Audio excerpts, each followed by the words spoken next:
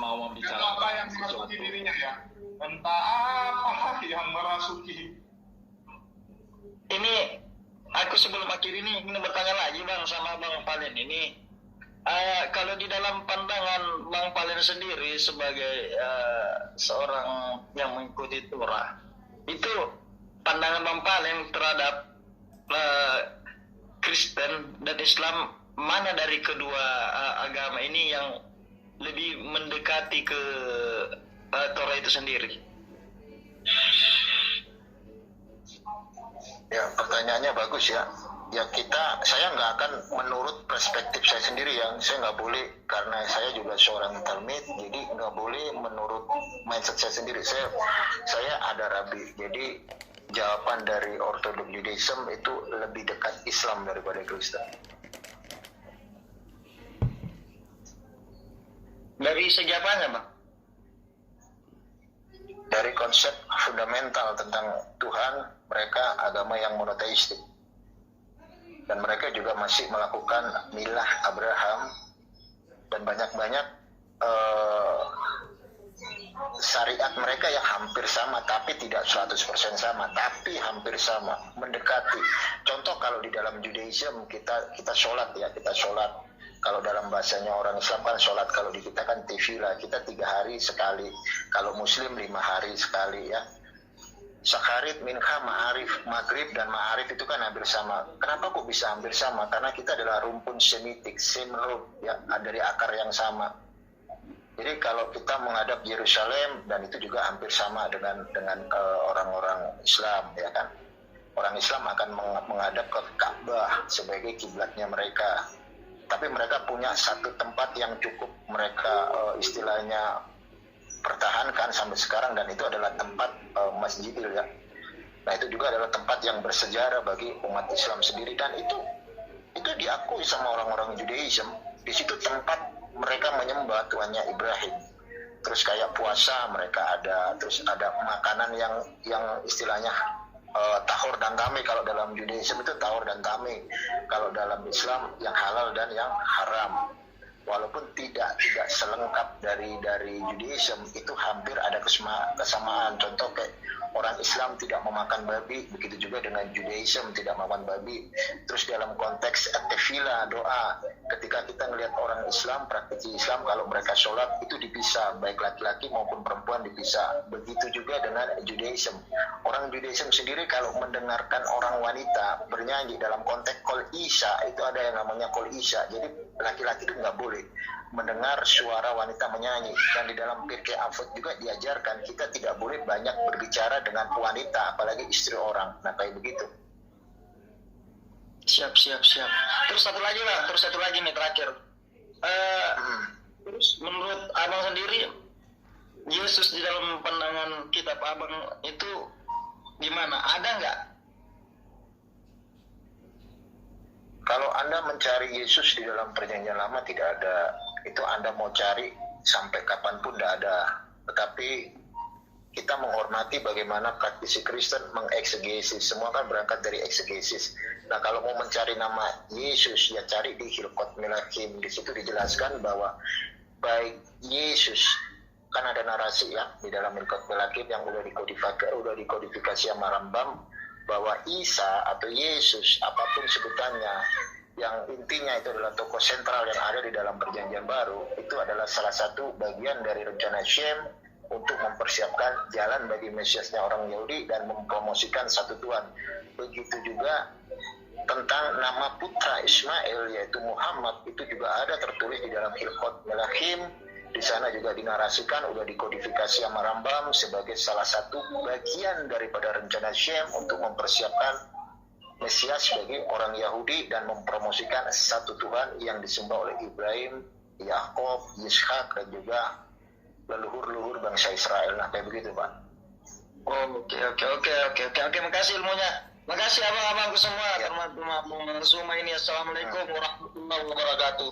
Waalaikumsalam warahmatullahi wabarakatuh. Sedikit boleh nggak di 30 detik pengikut Yesus? Ya. Maaf tanya, antum itu Islam apa Kristen? Saya pengikut Yesus yang setia bang, setia tidak menuankannya, setia mentauhidkan Allah. Saya Islam bang.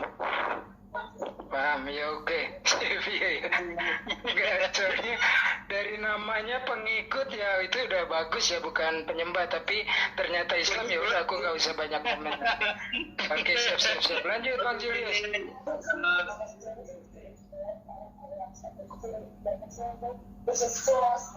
Oke, mungkin Oke, boleh saya nanya apa boleh keluar dari judul apa enggak? nggak usah balik aja. Tadi gara-gara si Edi saja yang gangguin kan. Oh iya. Ya udah.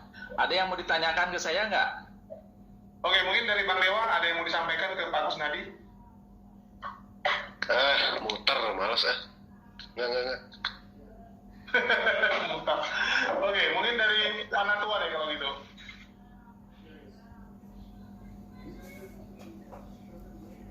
Halo, Bang Pana Tua, ini lanjut makan mungkin ya? Ya, masuk. Ya. Oke. Ya. Tanya. Ya, ini ya. Ya, itu Terkait jangan kepada judul, ya, gimana? Ya, jadi gini, Brandon Satria, lo kan sudah terlalu banyak mendapatkan edukasi, masih aja bebal gitu kan menyembah manusia Yesus. Nah, yang gue pengen tanyakan sekarang,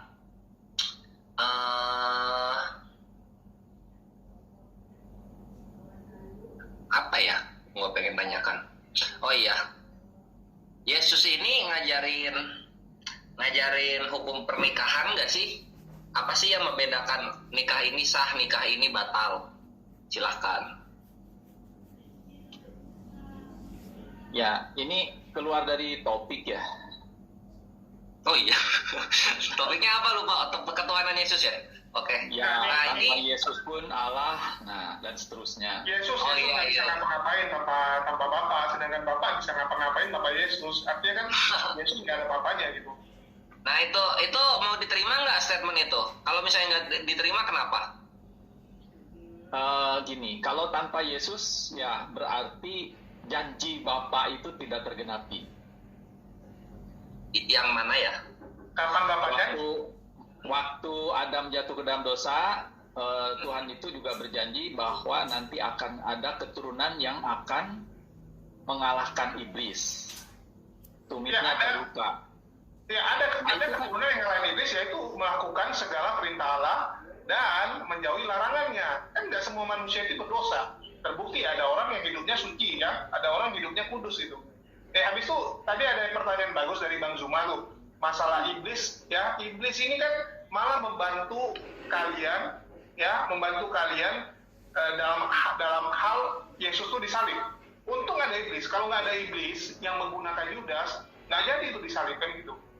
Ya, kalau iblis nggak membantu kalian, artinya kekristenan tuh nggak ada Tuhan gitu. Artinya yang berjasa di kekristenan tuh iblis gitu, kan aneh gitu. Iblis harusnya menjatuhkan manusia ke neraka, ini kok malah menolong gitu. Bisa dijelasin nggak Bang Kusnadi? Ya, kalau menurut saya itu seperti permainan catur lah. Jadi artinya iblis dalam keadaan skakmat. Dia harus pilih. Apakah dia menyalibkan Yesus atau membiarkan nanti bangsa Yahudi menerima Yesus. Itu yang harus dia pilih. Tetapi karena dia memilih menyalibkan Yesus, nah itulah jalannya yang dia pilih. Kalau dia tidak menyalibkan Yesus, bangsa Yahudi akan menerima Yesus sebagai Tuhan. Ini pernyataan ngawur ya. Sejak kapan orang Yahudi menerima dia? Itu bagus. Itu Oke, bagus. mungkin dari Bang Zuma aja deh. Gue lagi malas nanggapin soalnya antara Bang Zuma. Boleh saya jelasin lagi nggak? Boleh saya jelasin? Itu bagus. Argumen baru. Akrobatnya bagus ya, akrobatnya. Keren akrobatnya. Sebelum Cuma Yesus aku nggak pengen. itu, Cuma sebelum ke sana, aku balik lagi ya sama yang aku pengen tanyain. Ini apa namanya? Di mana itu yang janji Tuhan itu? Gimana bahasanya dia? kalau nggak salah di Kejadian 1:26 ya. Kejadian 3 lah. Kejadian 3 yang nanti keturunan perempuan itulah yang akan mengalahkan atau memecahkan kepala ular. Terus kemudian keturunan iblis itu yang akan mematuk tumitnya. Dan bukan hanya itu, kan juga kepada Abraham ada janji bahwa nanti keturunannya akan menjadi berkat bagi seluruh bangsa. Dan itu singular. Mana ini mengalahkannya? Kalau yang kedua itu gampang. Ya ini yang mengalahkannya mana? Yang mengalahkannya ya Mengalahkan iblis Tadi- mana itu? sekarang gini, kalau iblis ini kan berhasil merebut seluruh keturunan manusia menjadi milik dia. Nah, dengan adanya Yesus disalib, maka ada jalan untuk ke surga. Artinya lepas lagi dari iblis. Iblisnya kalah. Enggak, mana di sini janji Tuhan akan menyelamatkan dari iblis akan dikalahkan itu di mana? Kayaknya enggak. Nah, itu tadi di Genesis 3 berapa ya? Saya lupa ya. 15 ini loh. Iya, bunyinya kayak Ini gitu lah. kurang lebih. masih suka apa namanya? Bikin ayat sendiri. Kok ayat nomor sendiri. Lihat tuh. Ini. Assalamualaikum warahmatullahi wabarakatuh. Waalaikumsalam warahmatullahi wabarakatuh. Akhi Hen. Kita ke sini ya. Aku akan mengadakan permusuhan antara engkau dan perempuan ini, antara keturunanmu dan keturunannya. Keturunannya akan meremukkan kepalamu dan engkau akan meremukkan tumitnya. Nah, itu betul. Terus Itu singular apa plural? Keturunanmu apa keturunan-keturunanmu? keturunanmu. Oke, berarti singular, berarti ada seseorang dari keturunan Adam yang akan memecahkan kepala ular.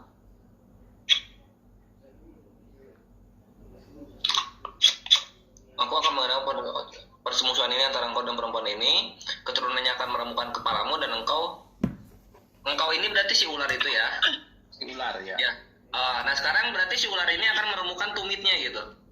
Iya. Nah, itu salib. Oke. Berarti iblis mati, Yesus tumitnya cacat. Di situ nggak disebut iblis mati. Nah, ini kepala remuk ini nggak mati emang. Ya, kalau itu kan sebuah metafora, artinya iblisnya kalah. Ya kalah. Oke, Udah lah, sedikit ya. Kalau ada mati ditulis. Gua kira ada sesuatu yang apa sih? Kalau remuk kepala ya mati lah iblis. Kan Ya, itu kalau manusia mati, kalau iblis enggak. ya berarti iblis tanpa kepala sekarang. Remuk kepalanya. Ya berarti Yesus tumitnya ada kan gitu kan remuk. Ya dia berdarah lah, tumitnya dipaku. Sampai sekarang kan. Mana ada tumit yang dipaku rambut kau aja? Mana ada tumit yang dipaku? Udah ikut aja lah. Sebuah Apa? tanda. Udah. Aku sikit lah ya. Apa tadi? Ini outcome Apa tadi satu. pertanyaannya Gurunda tadi? Ayo Dan tanya satu lagi. ni gini. Tanya Okey, lagi. gini. Tanya lagi. Memang kau percaya ke semua Bibel kau ni? Oh iya Aku dong. tanya. Ha? 100% kau percaya tak? Oh iya. Okey, lepas lagi. Tapi kalau kau bilang kau pembohong, satu iota pun kau tak percaya, tak beriman, mau tak kau? Aku bilang gitu. Kalau saya bohong, berarti omongan saya kontradiksi dengan ucapan saya sebelumnya. Itu bohong. Tak. Jadi aku bilang gini. Ya. Aku bilang kau ni pembohong. Ya kan? Satu titik pun kau tu tidak beriman gitu. Kau ni pembohong.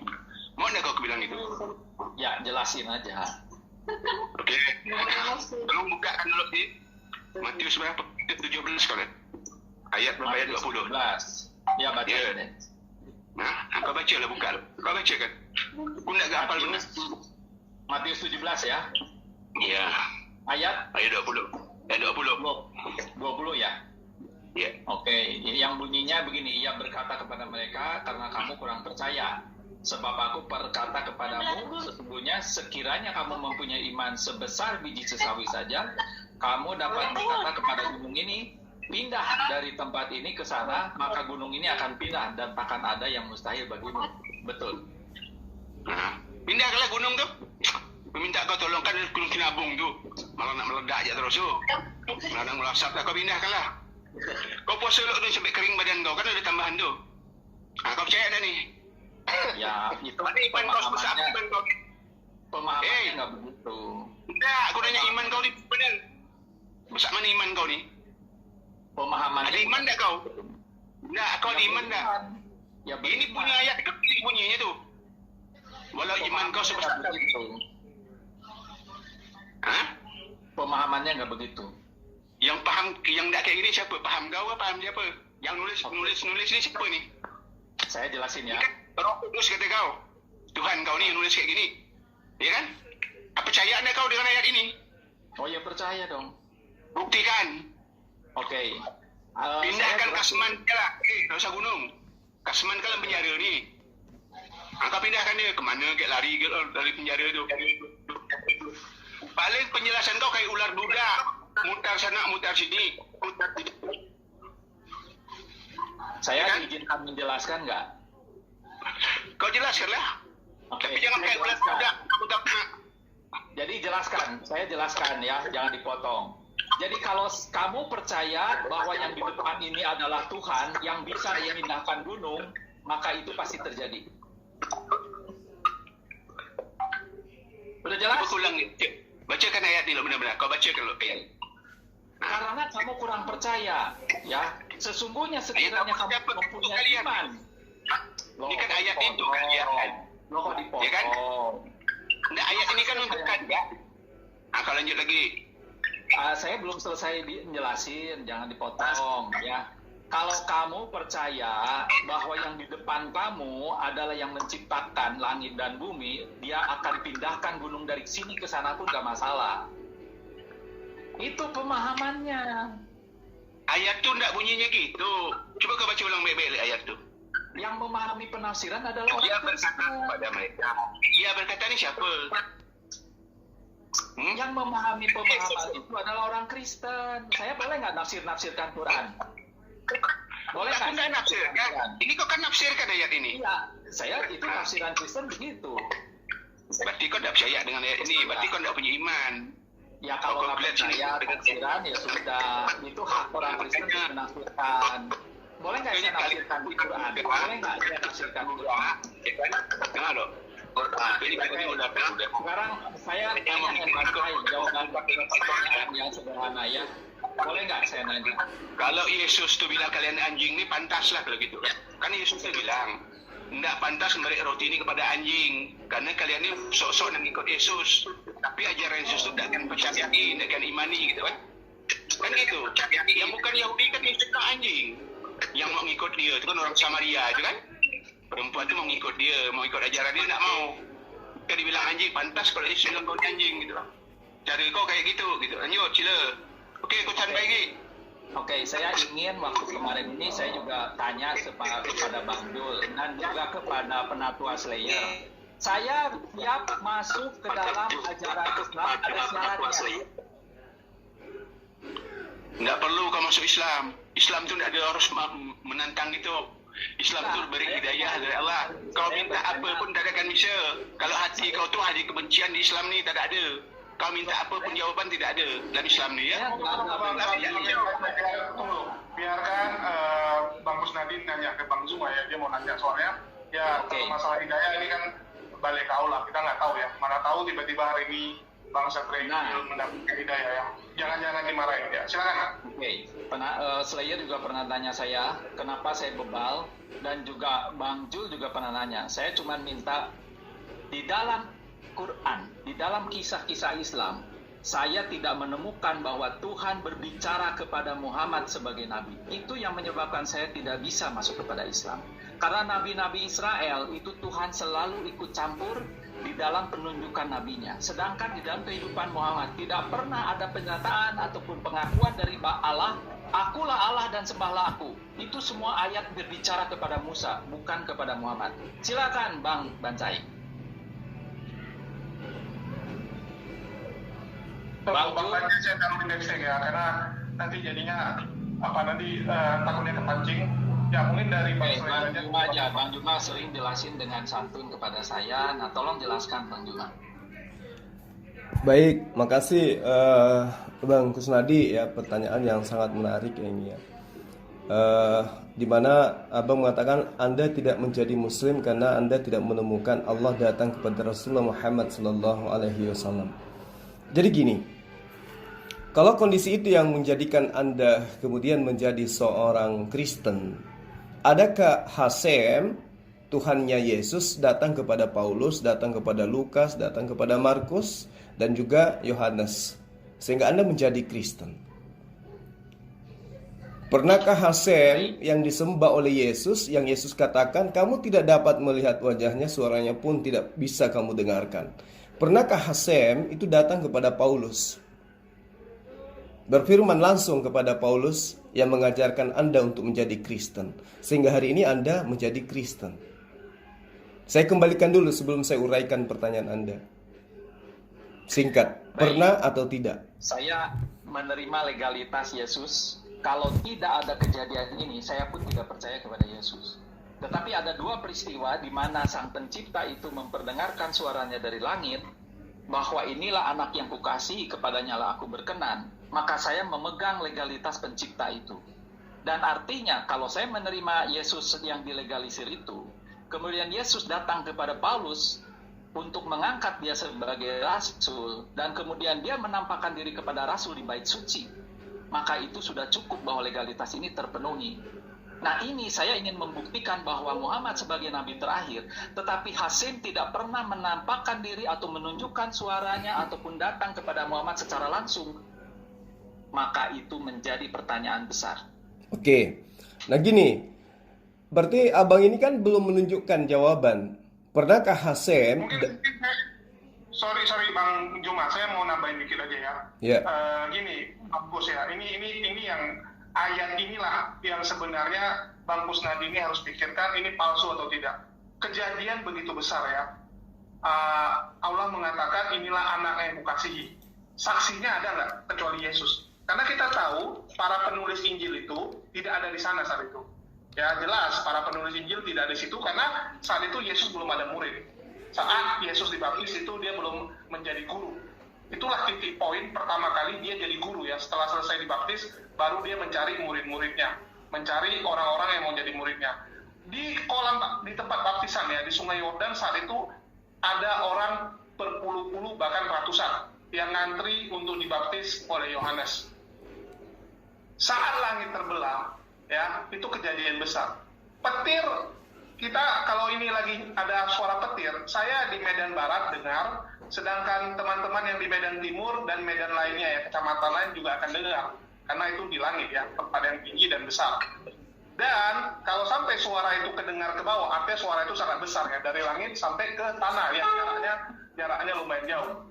Adakah orang lain yang mendengar? Tidak ada. Adakah kejadian sejarah yang mencatat ada langit terbelah terus mengeluarkan suara? Tidak ada. Saat itu peradaban manusia sudah ada. Ya, saat itu orang Yunani sudah ada peradaban untuk menulis segala kejadian. Gunung berapi meletus juga dicatat, semua dicatat. Itu tidak ada dicatat. Bahkan diragukan apakah benar itu terjadi. Kenapa? Kalau memang ada suara seperti itu, logikanya, Bang Kusnadi, logikanya itu murid-murid yang lagi ngantri dibaptis sama Yohanes itu akan sujud menyembah Yesus langsung. Kalau hari ini saya melihat kejadian itu, saya misalnya muridnya Bang Zuma, tiba-tiba saya melihat Bang Kusnadi ya,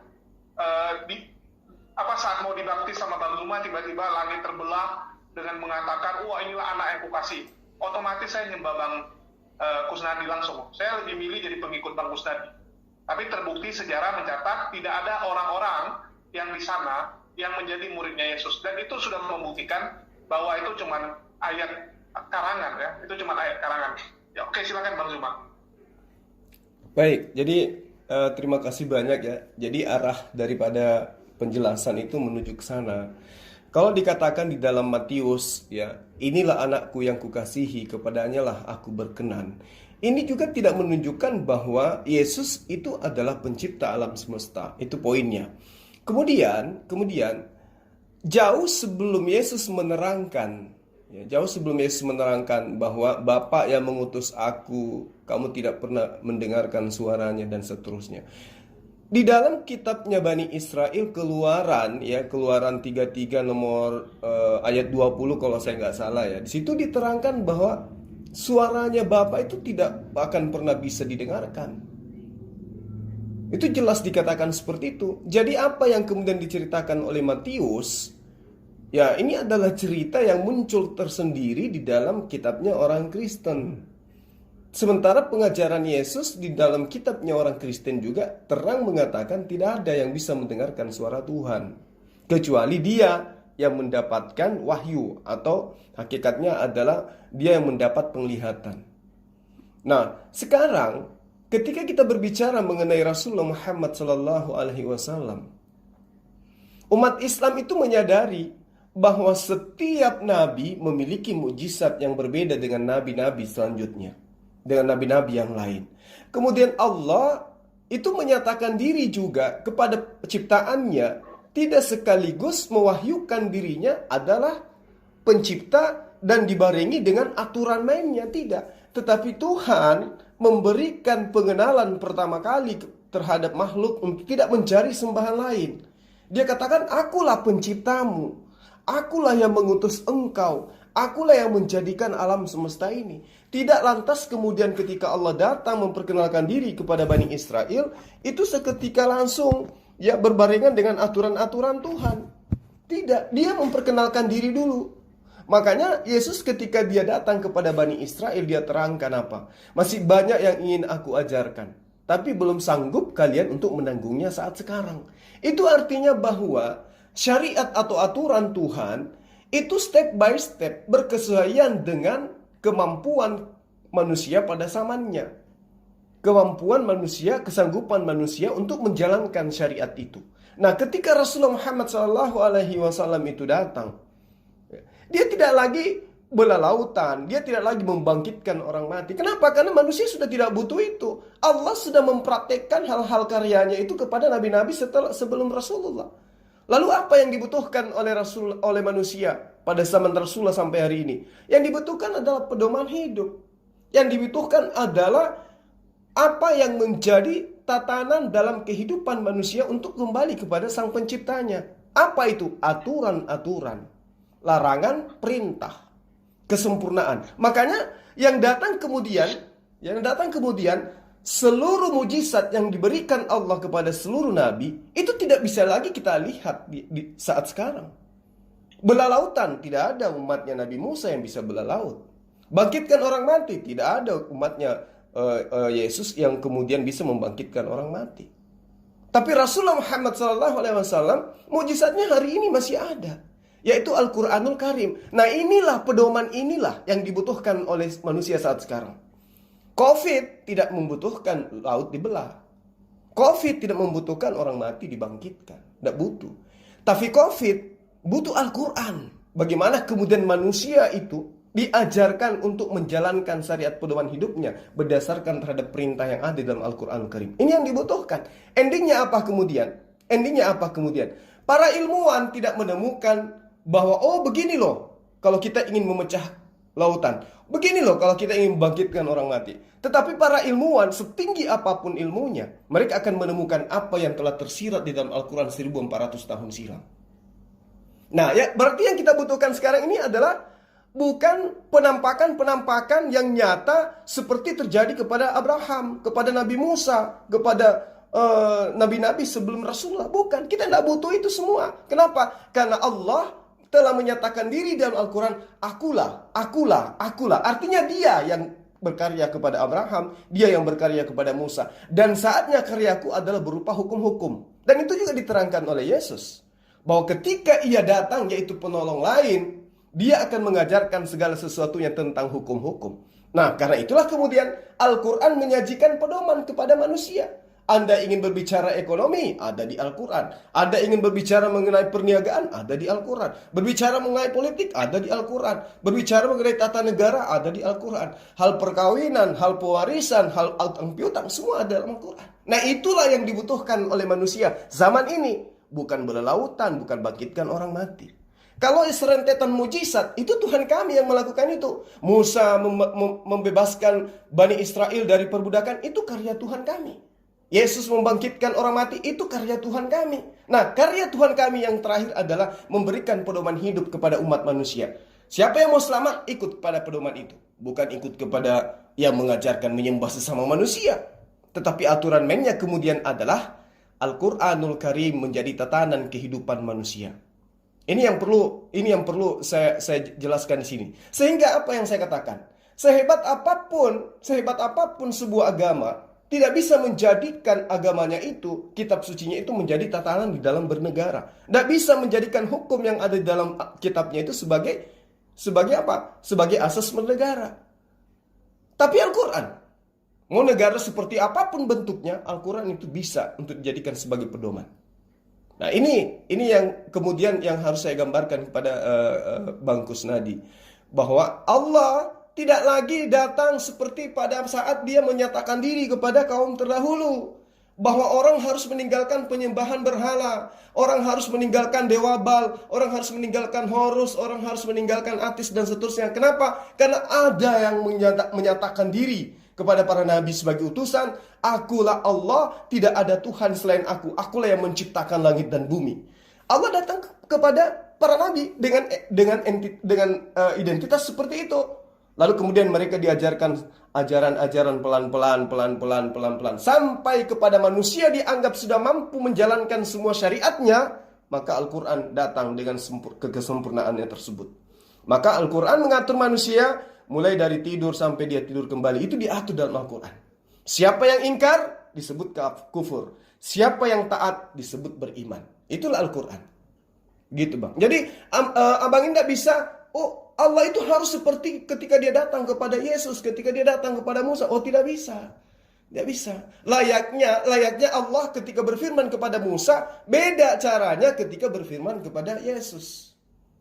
Beda. Karena zamannya beda, ruang lingkup wilayahnya, pekerjaannya juga beda, kemudian kaumnya juga tipikalnya berbeda. Gitu. Nah itu satu hal. Kemudian, taruhlah misalnya nih, Al-Quran dan Allah itu fiktif. Kita anggap gitu, ya. Allah itu tidak ada berkarya kepada Rasulullah. Berarti kita harus mengakui dong bahwa Al-Quran itu adalah karya dari seorang yang hidup di zaman jahiliyah yang buta huruf.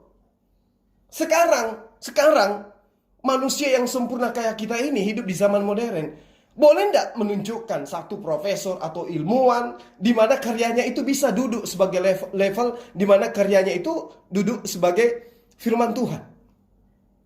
Misalnya bagaimana yang menemukan listrik, bagaimana yang menemukan telepon, bagaimana yang menemukan internet. Bisa nggak hasil temuannya itu dikatakan sebagai kalamullah, sebagai firman Tuhan? Tidak bisa. Kenapa? Karena ada yang sudah lebih dulu menemukannya. Ada yang lebih dulu menyajikan di dalam kitab sucinya.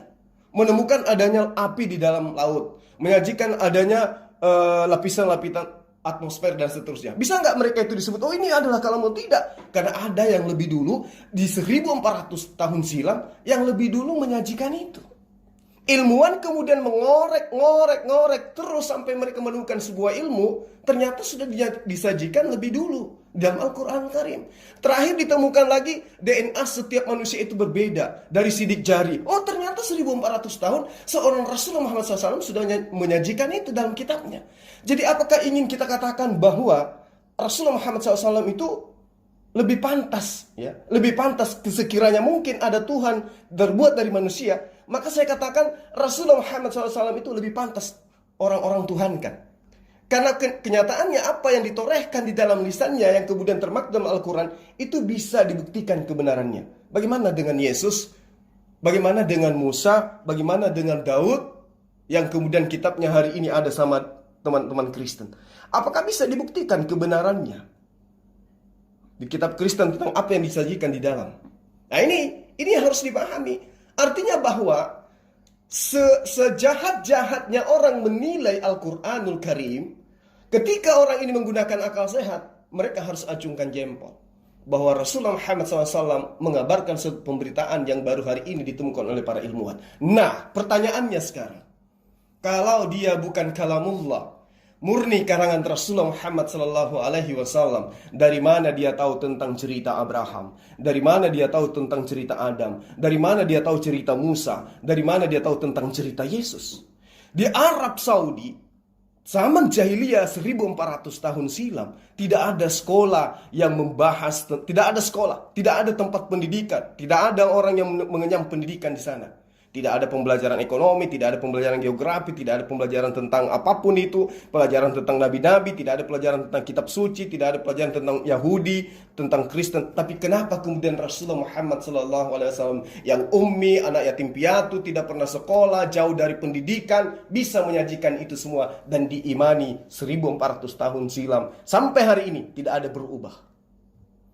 Nah ini perlu, silakan Anda pikirkan. Apakah ini Rasulullah Muhammad SAW betul-betul karangannya? Atau ini bersumber dari Sang yang Maha Mengetahui? Demikian. Baik, boleh saya tanggapi ya?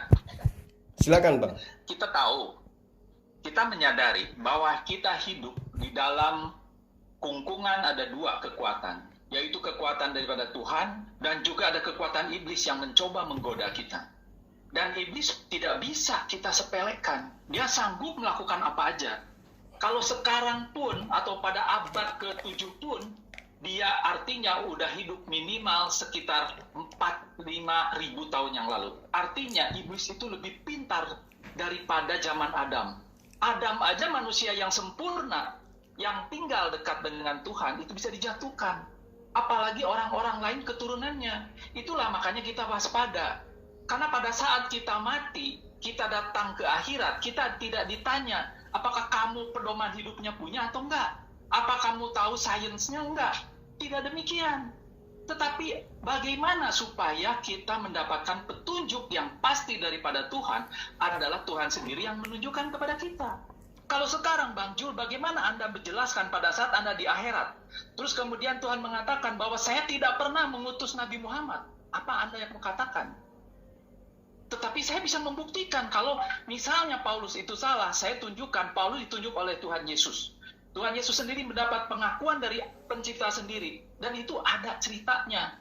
Kalau misalnya kayak Bang Julius tidak percaya soal saksi mata, itu semua kisah ada lengkap di dalam kitab Injil, Perjanjian Baru. Dan itu pun juga kemungkinan besar sudah dibaca oleh Waraka. Karena dia bercerita tentang kitab ini. Bercerita apakah sama atau enggak kita nggak tahu. Tetapi intinya bagaimana pertanggungjawaban Anda pada saat di akhirat kalau Tuhan mengelak dan dia katakan, maaf Bang Jul, saya tidak pernah datang kepada Muhammad dan semua pewahyuan itu pasti saya lakukan dengan jelas. Jadi Anda salah sendiri kalau beriman kepada dia. Kalau saya tidak menunjuk dia, terus Anda mau apa gitu? Boleh saya jawab? Cara legalitas. Oke. Baik. Jadi gini, ketika apa yang Anda nyatakan ini benar adanya, bagaimana kemudian umat Islam ini menjawab semua tantangan itu? Umat Islam akan menjawab dengan sederhana. Apakah bukan engkau yang menciptakan alam semesta?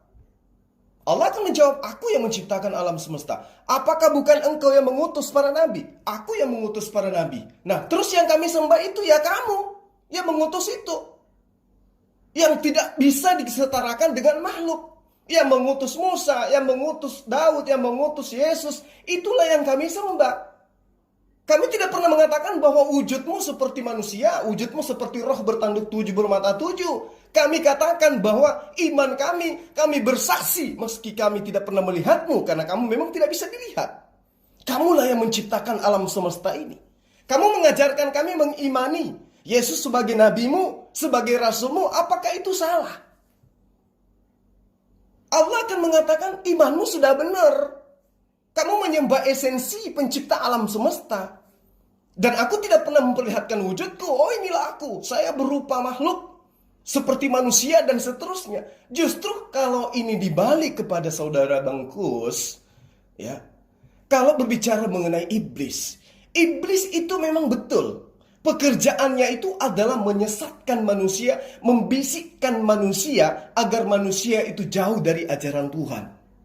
Nah, di dalam Al-Quran pekerjaan iblis itu ternyata dikatakan iblis akan mengajarkan manusia menyembah selain daripada pencipta alam semesta. Dan iblis akan mengajarkan manusia untuk jauh dari ajaran Tuhan. Bagaimana pekerjaan iblis di dalam Al-Quran? Adakah dia mengajarkan agar menyembah kepada manusia? Yang ada di dalam Al-Quran seruan untuk menyembah kepada Tuhannya, seru sekalian alam, pencipta alam semesta. Nah, di kitab Anda yang menyeru Yesus itu adalah anak Tuhan, iblis. Yang mencontohkan menyembah Yesus, iblis. Yang mengajarkan bahwa Tuhan punya anak, iblis. Yang mengajarkan Tuhan itu ada 3, iblis. Nah, sekarang kalau itu yang menjadi sandaran Anda, coba mari kita masing-masing berkaca. Apakah Anda ingin mengakui bahwa iblis punya peranan penting di dalam agama Anda untuk menyampaikan bahwa Yesus itu adalah anak Tuhan? Tuhan itu punya anak. Sampai Yesus itu sudah berpesan akan ada penyesat di tengah-tengah mereka yang mengajarkan dengan membawa-bawa nama Dia. Ini Kembalikan kepada pernyataannya. Kalau kami umat Islam itu sudah final. Kami menyembah yang mengutus para nabi. Oh tidak, bukan para nabi yang mengajarkan Rasulullah Muhammad SAW, tapi iblis. Apa yang diajarkan iblis itu kepada Rasulullah Muhammad SAW? Oh, iblis itu mengajarkan menyembah kepada pencipta alam semesta. Iblis itu mengajarkan kami mengakui para nabi-nabi terdahulu. Iblis itu mengajarkan untuk beriman kepada kitab-kitab terdahulu. Iblis itu mengajarkan kami beriman kepada malaikat-malaikat Allah. Bahwa malaikat itu ada pencabut nyawa, ada pembawa firman, dan seterusnya. Lalu apa salahnya? Ketika kemudian yang esensi yang menyatakan diri kepada Rasulullah Muhammad SAW, pencipta alam semesta, tidak bergantung kepada makhluk. Dialah yang mewahyukan kitab-kitab. Dialah yang mengajarkan Nabi Musa mengenal Tuhannya. Dialah yang mengajarkan para nabi untuk nyembah kepada Tuhan. Apa yang salah? Sementara kalau ini yang kita jadikan acuan, Bangkus, Al-Quran menerangkan. Yesus di dalam Al-Quran nyata mengatakan kepada Bani Israel, aku ini adalah utusan Allah kepadamu. Aku menyembah Allah. Dikatakan qala inni abdullah. Apa yang salah di situ? Ketika umat Islam hari ini sujud kepada pencipta alam semesta dengan imannya bahwa Yesus itu adalah hamba Allah. Kalau Anda mengatakan ini ajaran iblis, berarti iblislah yang mengajarkan di dalam Yohanes 4 nomor 22 yang mengatakan Yesus menyembah Tuhan yang benar, dan iblislah yang mengajarkan bahwa Yesus mengaku dia memiliki Tuhan. Ini yang kami imani sekarang. Yesus mengajarkan dirinya utusan Tuhan. Yesus mengajarkan dirinya adalah abdi Tuhan. Yesus mengajarkan dirinya adalah utusan Tuhan. Kami mengimaninya. Qala inni abdullah ataniyal kitab wa ja'alani nabiyyan. Dia adalah nabi. Dia membawa ajaran Injil. Dia juga menyembah kepada Allah. Apa yang salah di sini? Kalau ini iblis justru mengajarkan kebenaran berarti. Sementara di sisi lain ada yang menuhankan manusia, ada yang menyembah manusia, ada yang menganggap pencipta alam semesta menjadi makhluk, dan seterusnya. Yang mana ajaran iblis yang sebenarnya? Saya kembalikan kepada Anda, silakan. Baik. Kita tahu kalau iblis itu adalah makhluk yang sangat cerdas dan licik. Dengan demikian dia tidak mungkin kasih lihat mukanya sendiri. Tentu dia pakai topeng. Jadi itulah sebabnya kita tertipu sama dia. Kalau enggak, Adam itu akan menang sama iblis. Iblis justru lihainya di situ. Dia 99% adalah kebaikan, 1% belum tentu. Jadi kalau pencipta dikatakan, betulkah engkau pencipta? Betul. Apakah engkau yang mengutus para nabi? Betul. Karena dia sendiri yang mengangkat para nabi itu. Baik dengan berbagai cara. Dan itu sudah jelas digariskan bahwa itu adalah keturunan daripada Yakub. Tetapi manakala keluar dari Yakub butuh konfirmasi yang lebih besar. Dan khusus kepada Muhammad, Tuhan tidak pernah datang secara aktif seperti kepada nabi-nabi Israel. Ini masalahnya. Nggak peduli apakah perintah Tuhan seperti apa, tetapi kalau itu benar Sang Pencipta yang memerintahkan, maka tidak ada jalan lain, kita harus taat. Seandainya dikatakan bahwa Yesus itu cucunya Allah, kita harus terima, asalkan yang berbicara itu Pencipta. Tetapi kalau dikatakan bahwa engkau harus menyembah Allah, tetapi yang berbicara itu bukan Pencipta, mohon maaf. Saya katakan itu tipuan, karena begitu banyak penipu di dunia ini. Apalagi si iblis ini rajanya penipu. Itulah sebabnya kita yang mesti waspada. Jadi dalam hal ini, legalitas, konfirmasi itu penting pada saat kita menghadap ke akhirat. Kalau itu ditanya, siapakah yang menurunkan ini? Terus Sang Pencipta mengatakan, saya tidak tahu itu. Saya tidak pernah mengutus malaikat saya. Saya tidak pernah mengutus nabinya begitu. Anda mau ngomong apa? Terus Anda katakan, oh ini perintah menyembah Tuhan. Ini menyembah tauhid, terus ini dan lain sebagainya. Terus Tuhan mengatakan, maaf, saya tidak pernah menunjuk dia. Saya tidak pernah mengutus malaikat saya kepada dia. Anda mau bilang apa? Ya sama, pernyataan ini juga saya tanya kepada Anda. Saya tidak pernah mengutus Paulus. Kira-kira Anda ngomong apa? Ngomong apa coba? Kan tadi saya sudah jelaskan bahwa legalitas Yesus ini sangat kuat karena ada suara Sang Pencipta, itu pertama. Kemudian kebangkitan kematiannya, dan dia bisa secara ajaib datang kepada Paulus waktu masuk ke Damaskus, kemudian juga menampakkan diri kepada Paulus di bait suci. Apalagi yang kurang? Nah, itu dia tadi. Saya kembalikan kepada Abang. Iblis itu pintar. Iblis itu cerdas. Sementara Yesus sendiri mengatakan, kamu tidak akan mampu mendengarkan suara Tuhan. Tetapi ternyata orang-orang mendengarkan suara Tuhan dari langit. Ini yang benar yang mana? Kalau Al-Quran sudah jelas, Bang. Ya ahlal kitabi, la taglu fi dinikum, wa la taqulu 'alallah ilal haqqa. Jangan kau katakan tentang Allah kecuali yang benar. Sesungguhnya innamal masihu Isa bin Maryam Rasulullah wa kalimatuh. Itu jelas utusan Allah. Yesus itu utusan Allah. Dia itu berasal dari firman Allah. Alqaha, ya, dikatakan ila Maryama wa ruhul minhu fa aminu. Kemudian kepada siapa ditujukan? Billah wa rasulih. Jelas. Allah, kita diperintahkan untuk beriman kepada Allah dan juga beriman kepada kerasulannya dia. Wala taqulu thalatha. Jangan pernah mengatakan Allah itu ada 3. Ini perintah. Intahu khairal lakum. Innamallahu ilahun wahid. Tuhan itu cuma satu. Yesus mengatakan, hidup kekal itu engkau mengenal Allah, satu-satunya Allah yang benar. Innamallahu ilahu wahid. Subhanahu ayyakuna lahu waladun walahu ma fis samawati wa ma fil ard wa kafa billahi wakila. Itu nyata itu. Nah, kalau kemudian Anda mengatakan iblis itu lihai, iblis itu cerdas, oleh karena itulah kemudian Allah dengan kasih-Nya mengutus utusan terakhir untuk menyelamatkan orang-orang yang ternoda, yang masuk ke dalam jurang kesesatan oleh pengaruh iblis. Karena ada 2 mata rantai, perintah Allah atau perintah iblis. Nah, sekarang yang mana nih? Yesus ternyata alhamdulillah berada pada posisi kami, menyerukan menyembahnya kepada Allah dan mendudukkan dirinya sebagai nabi. Nah, siapa yang kemudian mengajarkan Yesus ini menjadi Tuhan? Siapa yang keluar-keluar di dalam kitab Anda yang sudah nyata disebut berkatalah iblis. Berkatalah iblis. Berkatalah iblis, jika engkau anak Allah, jika engkau anak Allah. Lalu kemudian iblis masuk ke dalam roh manusia orang tersebut, kemudian orang tersebut kerasukan. Setelah orang kerasukan roh setan ini melihat Yesus, maka bersegeralah orang yang kerasukan setan ini menyembah Yesus. Sekarang yang Anda ikuti adalah iblis yang merasuki manusia menyembah Yesus. Anda hari ini juga menyembah Yesus. Sementara Yesus, jangankan kepada muridnya, kepada iblis pun dia serukan.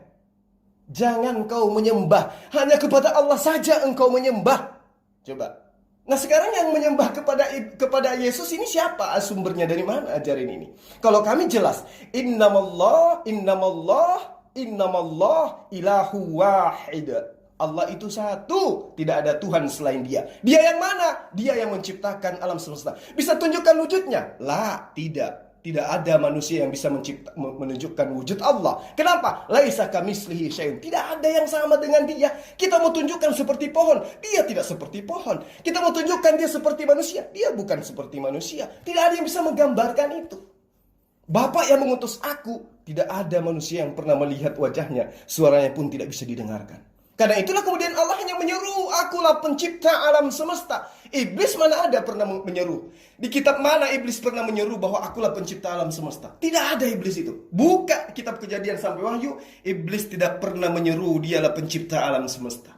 Tidak ada itu. Dia hanya memerintahkan orang tunduk akan menyerahkan dunia kepadanya. Umat Islam bagaimana mau diserahkan dunia? Siang hari hanya sujud kepada pencipta alam semesta. Hampir tidak ada waktunya untuk mengejar dunia manusia Islam itu. Sehingga iblis datang hanya memberikan dunia. Yesus dijanjikan, kalau kau sujud kepada aku berikan dunia. Kalau di Islam, khairukum man ta'allamal Qur'an wa 'allamahu. Dikatakan bahwa yang paling baik di antara kamu bukan yang banyak hartanya, tapi yang mempelajari Al-Qur'an dan mengajarkan Qur'an. Artinya bahwa ketika pedoman hidup itu datang dengan sempurna, maka manusia sedikit demi sedikit akan ditarik kepada kehidupan, akan ditarik kepada kesibukan yang mengejar akhirat, bukan mengejar dunia. Itulah, kalau mau sibuk dengan akhirat, masuk Islam. Belum apa-apa, sujud kepada Tuhan. Belum apa-apa, sujud kepada Tuhan. Yang sekali sehari, seminggu, itu sibuk dengan dunia. Sibuk dengan dunia. Kenapa? Karena memang sesuai dengan Kejadian 3 yang Anda sebutkan tadi, Allah yang mengadakan permusuhan. Maka Allah juga yang harus mendamaikan. Dengan cara apa? Allah mengutus para nabi, memberikan pedoman hidup. Ini loh, mau selamat lakukan yang ini. Mau celaka ikuti yang ini. Nah sekarang kembali kepada Anda. Siapa yang mengajari Anda menyembah manusia bernama Yesus? Oh dialah Tuhan itu sendiri. Kata siapa? Oh dialah Sang Firman yang menyusul menjadi manusia. Kata siapa? Itu pesan-pesan iblis. Kalau kami umat Islam jelas. Innamallahu ilahu wahida. Siapa Allah? Pencipta alam semesta. Tahu dari mana? Dia menyatakan dirinya kepada para rasul. Kepada Abraham, kepada Musa, dan seterusnya. Karena itulah kemudian saya sering katakan, sembahan kami itu bukan sembahan yang baru dibuat. Makanya sering Allah itu menerangkan, dialah yang menciptakan alam semesta. Dia siapa? Dia yang pernah menyatakan diri kepada Abraham, kepada Musa, kepada Isa, kepada Yesus. Makanya dia. Di samping itu dia juga mengatakan, Akulah dia yang menyatakan diri kepada Musa dan juga kepada nabi-nabi sebelum kamu. Nah itu dapat pasti itu. Jadi yang namanya pencipta, yang namanya Tuhan pasti ngaku Tuhan. Pasti ngaku Tuhan. Yang bukan Tuhan tidak mungkin ngaku Tuhan. Nah lalu kemudian iblis juga ngaku Tuhan. Iya, iblis bisa mengaku Tuhan. Bahkan manusia pun ada yang mengaku Tuhan. Fir'aun ngaku Tuhan. Iblis juga ngaku Tuhan. Siapa yang ngaku Tuhan itu? Orang-orang yang kemudian lebih mengedepankan akal-akalan daripada wahyu. Tuhan ngaku Tuhan itu pasti. Iblis mau mengaku Tuhan juga mungkin. Tetapi apa yang terjadi kemudian? Kita lihat ajarannya. Apakah mereka itu mengajarkan menyembah kepada pencipta alam semesta? Yang kemudian kami sebut dengan Allah. Orang Yahudi sebut dengan Hasem. Dialah pencipta alam semesta. Nah itu dia. Kami tidak membentuk diri untuk menyembah kepada makhluk. Kami tidak membentuk diri untuk menyembah kepada ciptaan. Kami menyembah kepada esensi pencipta alam semesta ini. Seperti apapun rupanya, Allah maha melihat, Allah maha mengetahui hati hambanya, hati Tuhan, hati makhluknya. Jadi, kami hanya sujud kepada pencipta alam semesta. Saya kembalikan kepada Bang Kus. Oke, baik. Kalau Tuhan memang mengangkat para nabi, mengangkat Abraham, kemudian dan lain seterusnya, itu tidak berarti secara otomatis dia mengangkat Muhammad. Karena pada waktu pengangkatan Muhammad, Allah harus hadir di dalam kehidupan dia, supaya itu membuktikan bahwa dia nabinya Tuhan. Anda mempermasalahkan, mau mendiskreditkan ajaran Kristen, tidak masalah. Tetapi yang penting bahwa kedatangan Tuhan yang menyertai Yesus dan Paulus itu sudah terbukti. Jadi itu adalah legalitas yang kami pegang. Dan itulah yang akan jadi pegangan kami pada saat itu di akhirat. Tetapi kalau Anda cuma berbicara tentang saya pedoman hidup, Al-Quran adalah mujizat dan lain sebagainya, sementara tidak ada pengakuan daripada Tuhan secara langsung kepada Muhammad seperti kepada nabi-nabi Israel, itu gak ada gunanya Bang Jul. Kenapa? Karena pada saat di akhirat kalau Tuhan menolak itu, Anda tidak bisa apa-apa. Anda tidak melihat bahwa pewahyuan yang sudah berjalan ribuan tahun bisa dirubah dalam 22 tahun oleh seseorang makhluk yang datang pada saat itu. Jelas ini mustahil. Gak mungkin. Ini bicara ribuan tahun bisa dirubah dalam 22 tahun. Tuhan mana yang bisa melakukan itu? Gak mungkin. Jadi dari sini aja sih kita sudah melihat kita butuh legalitas, bukan isi tentang ajarannya. Itu nomor 2. Yang pertama itu adalah harus ada pengakuan ini dari siapa. Kalau Anda tidak bisa membuktikan bahwa ini dari Tuhan, forget it semuanya. Saya demikian. Saya mencari Tuhan, Anda mencari pedoman hidup. Berbeda. Berbeda tujuan, hasilnya pasti berbeda. Tetapi saya mencari Sang Pencipta itu. Karena kedatangan dia tidak pernah dia itu terjadi sendirian. Ada saksi mata, ada peristiwa yang mengikuti dan ada kelanjutan. Paulus pun juga demikian. Sebelumnya dia adalah orang jahat, pembunuh kepada orang-orang Israel. Dia adalah orang-orang Parisi yang membunuh ke sana kemari. Tapi pertemuan dengan Yesus mengubah segalanya sampai dia rela mati demi imannya dia. Apakah itu membuktikan itu dari iblis? Tidak mungkin. Itu terjadi sebaliknya kepada Anda, kepada Nabi Anda. Baik. Jadi saya tolong jelaskan. Baik. Jadi gini Bang, ketika Anda mengatakan nanti kami akan menjawab bahwa engkaulah yang menyatakan diri kepada Paulus.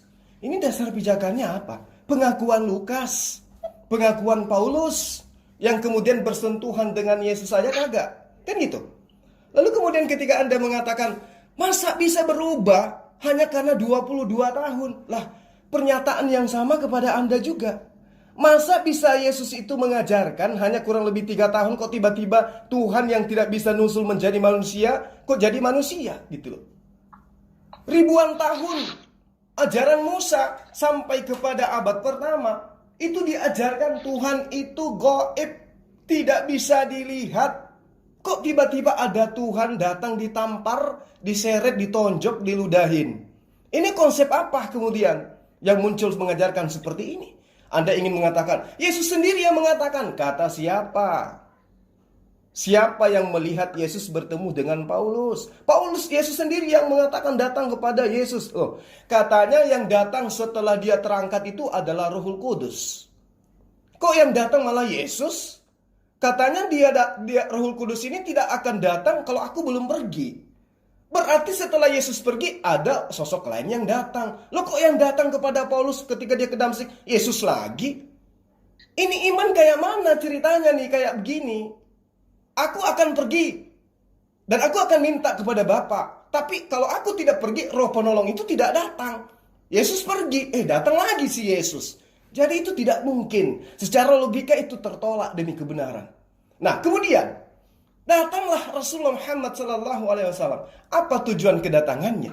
Meluruskan kembali paham yang tadi, bahwa Tuhan itu nuzul menjadi manusia dan seterusnya. Karena itulah wahyu pertama datang kepada beliau, diperintahkan untuk berpikir, diperintahkan untuk membaca. Baca dengan pikiranmu, baca dengan akalmu, baca dengan hatimu. Iqra bismi rabbikal ladzi khalaq, khalaqal insana min alaqa, Iqra wa rabbukal akram. Nah, pada saat ada wahyu datang kepada beliau, apakah beliau langsung datang keluar? Aku rebah ke tanah dan yang datang adalah Yesus, dan datang adalah Allah kepadaku, malaikat Jibril. Tidak, Rasulullah Muhammad SAW ketakutan.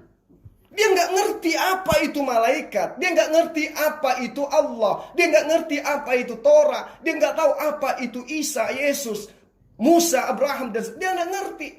Maka kemudian ahli kitab didatangkan. Ini Rasulullah begini dan begini.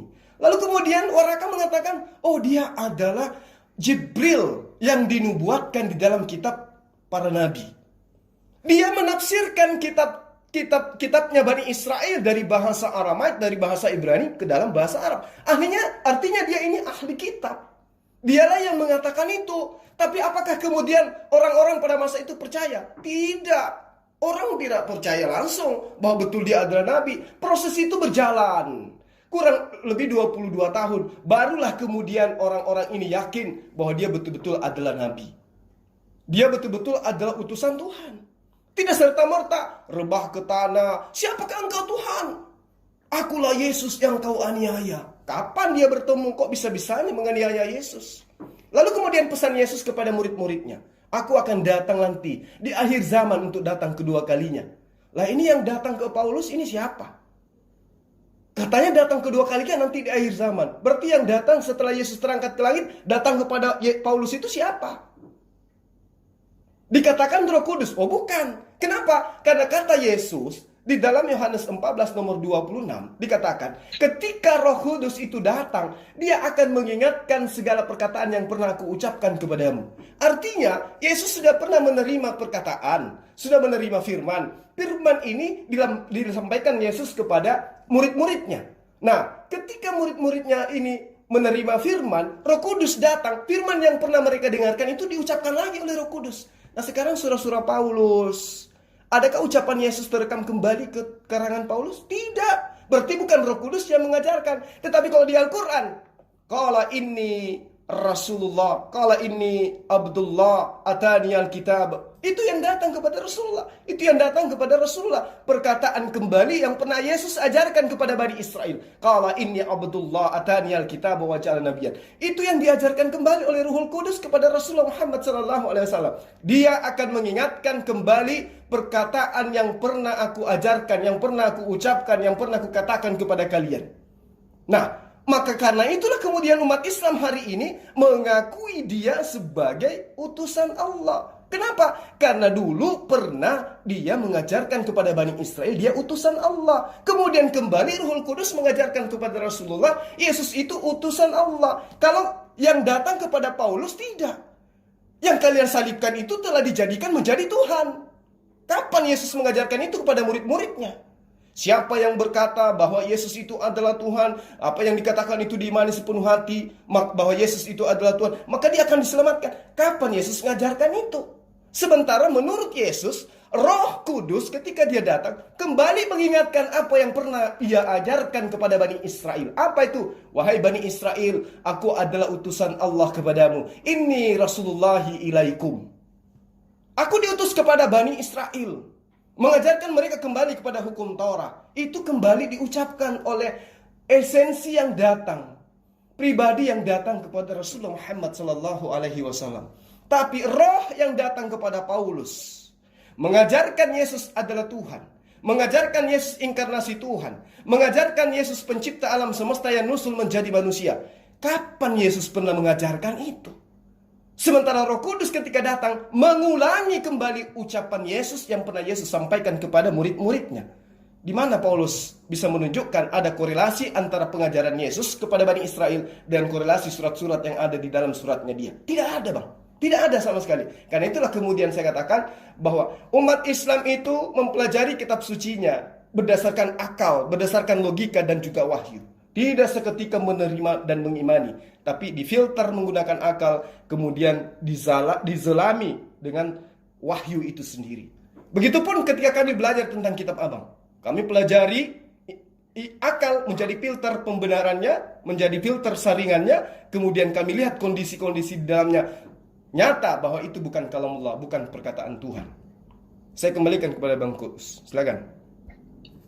Ya, baik. Mungkin selama ini Bang Jul ada salah paham.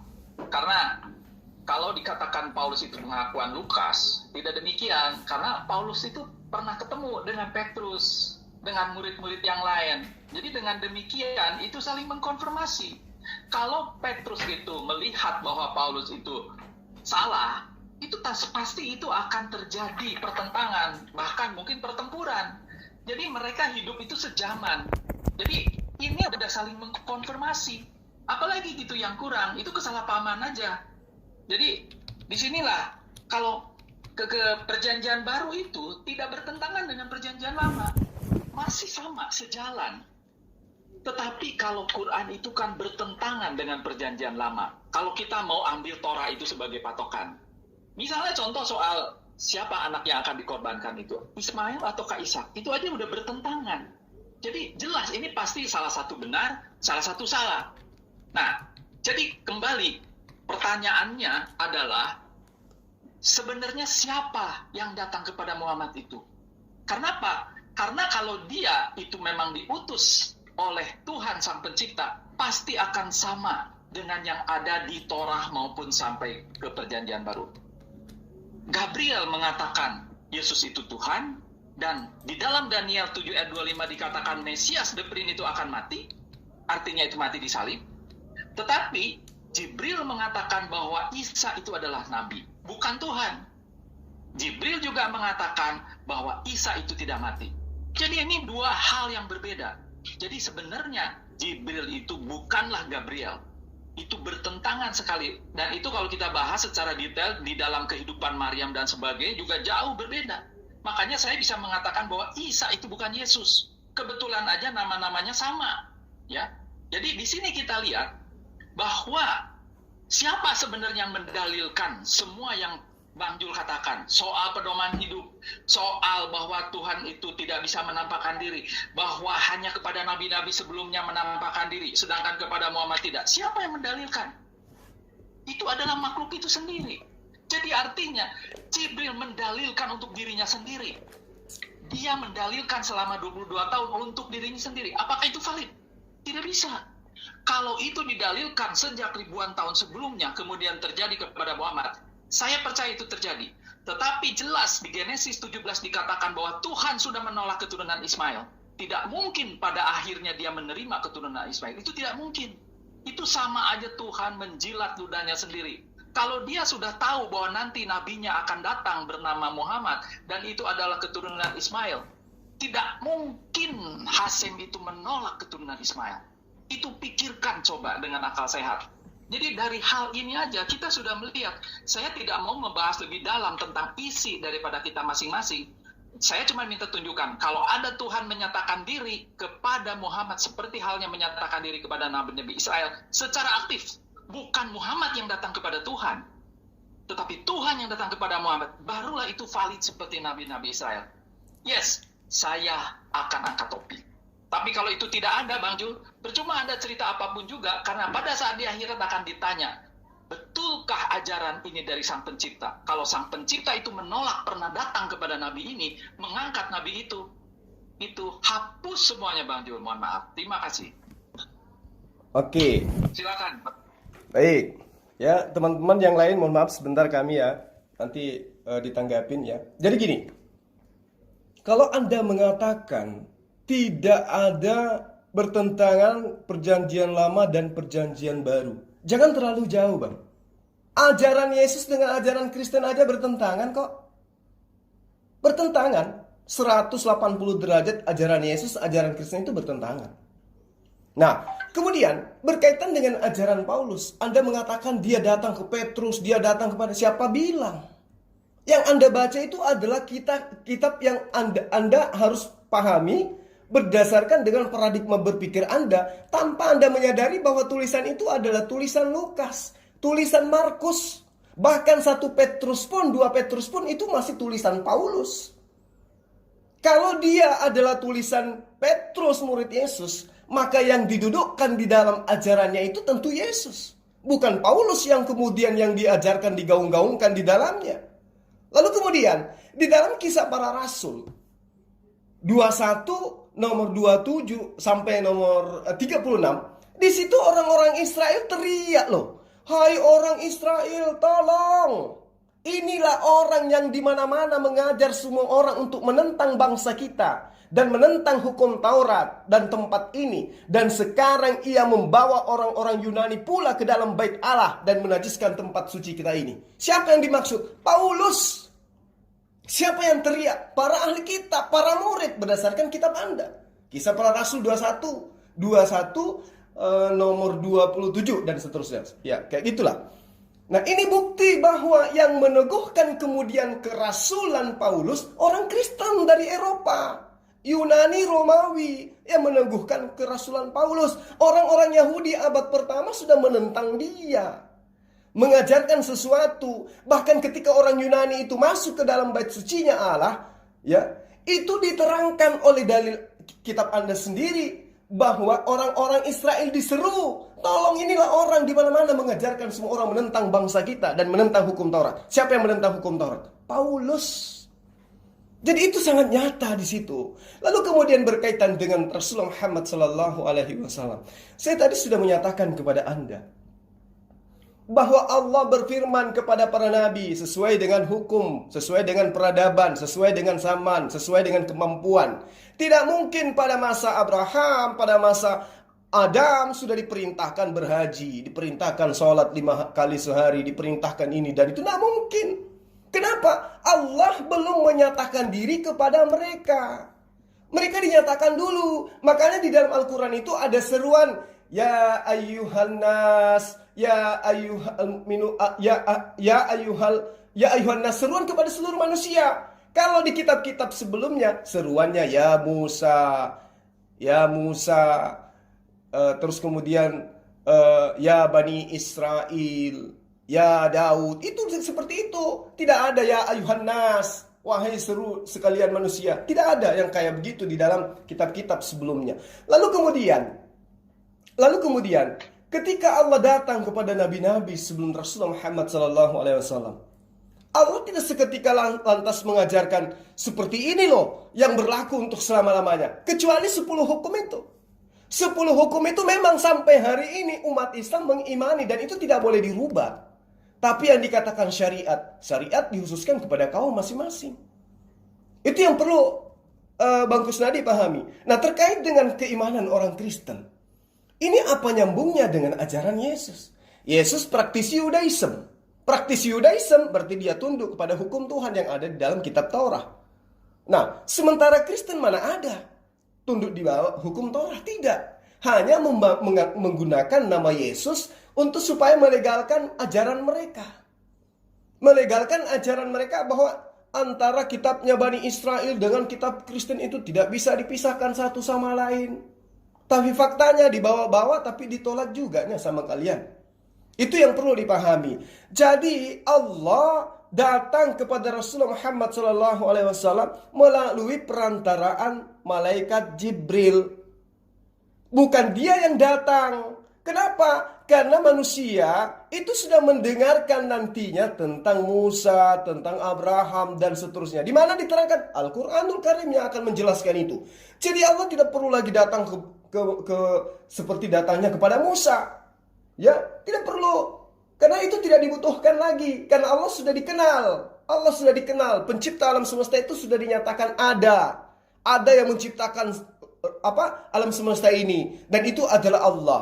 Sehingga yang datang kemudian yang dibutuhkan oleh manusia hanya pedoman hidup, bagaimana cara menyembah, bagaimana cara berhubungan dengan sesama manusia, bagaimana tentang hukum-hukum, keadilan, penginsapan, tentang halal dan haram dan seterusnya. Itu yang dibutuhkan oleh manusia. Panduan untuk pencipta alam semesta itu sudah final, yaitu Allah yang maha suci lagi maha tinggi. Anda boleh baca di dalam Yesaya 5 ayat 16. Ya, di situ sangat jelas. Pencipta alam semesta itu maha suci, maha tinggi. Dia adil seadil-adilnya. Jadi tidak mungkin yang maha suci itu kemudian ternodai, menjadi makhluk, menjadi lemah, dan seterusnya. Tidak mungkin. Jangan nodai kesucian Tuhan dengan mengatakan Tuhan pernah menjadi makhluk, mati dibunuh oleh makhluknya sendiri. Jangan nodai itu, karena Allah itu maha suci dari segala hal yang kayak begitu. Allah itu maha tinggi, tidak bisa rendah dia sampai diludahi, ditonjok dan seterusnya. Tuhan itu maha tinggi. Karena itulah kemudian Islam datang memberikan solusi, memberikan jalan, mengembalikan semua ajaran para nabi yang sudah pernah dibengkokkan. Dikembalikan kembali kepada duduk persoalan yang sebenarnya. Bahwa kita datang ke muka bumi ini hanya untuk menyembah kepada esensi pencipta alam semesta. Tidak ada yang lain.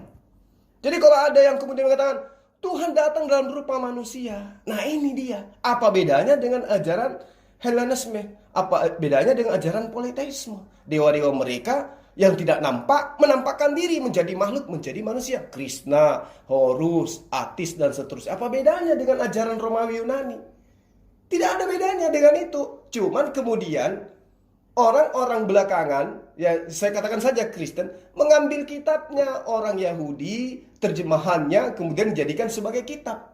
Mengambil surat-surat orang yang menginginkan Yesus menjadi Tuhan, dijadikan sebagai kitab. Kenapa? Karena politeisme Romawi Yunani, India, Mesir kuno, pada masa pengajaran Trinitas, mereka belum punya kitab suci. Hanya merupakan sebuah pedoman kepercayaan turun-temurun. Tapi mereka tidak punya kitab suci. Begitu ada Septuaginta, mereka terjemahkan ke dalam bahasa yang lain.